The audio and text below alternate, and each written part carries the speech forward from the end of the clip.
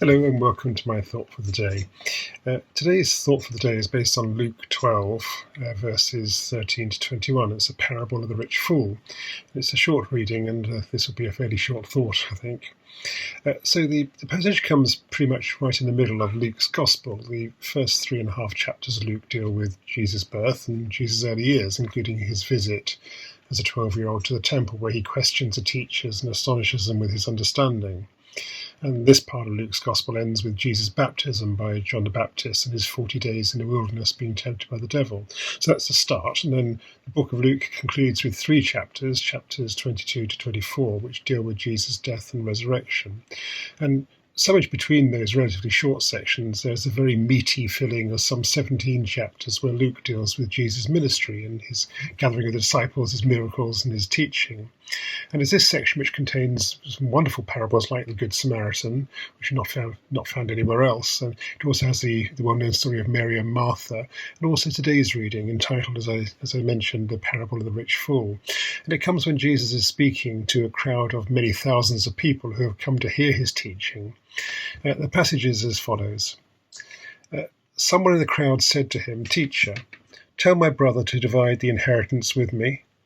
Jesus replied, "Man, who appointed me a judge or an arbiter between you?"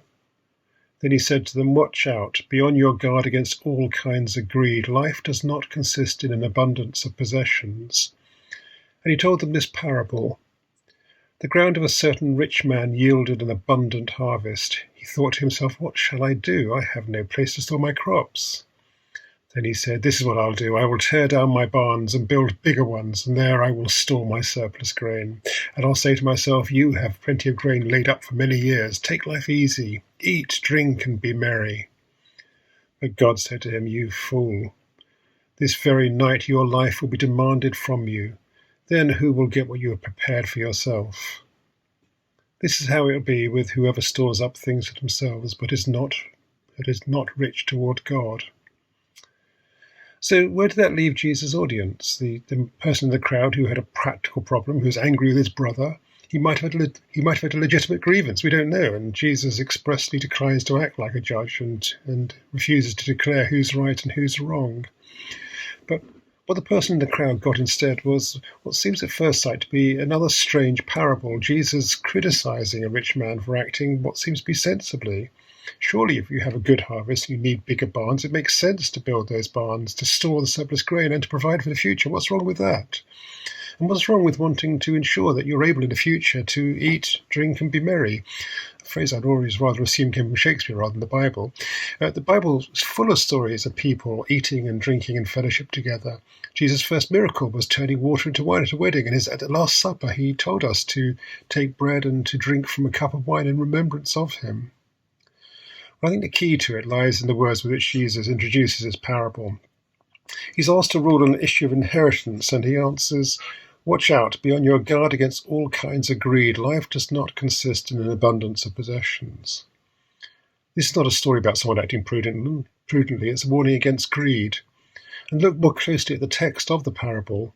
The man has not been prudent. He's only aware of himself. At the start he thinks to himself, and he asks, "What shall I do?" There are then repeated references to my crops, my barns, my surplus grain. And the final selfishness, having stored up this surplus, he says, "I'll say to myself, you have plenty of grain laid up for many years. Take life easy, eat, drink, and be merry." So all the way through, the rich fool is talking about me, and my. This is not prudence, but it's greed. There's no reference to God or to the needs of others. It's simply self-satisfaction, satisfaction in the man's wealth and his cleverness in providing for himself and his anticipated enjoyment of life in the future. But as God says at the end of the parable, this is foolishness. The rich man has no future. He will die that night.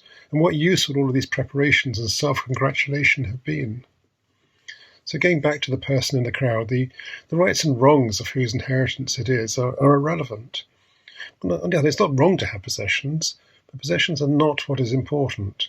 As the parable concludes, what is important is to be rich towards God, and we need to all ensure we make the proper preparations for that. Amen.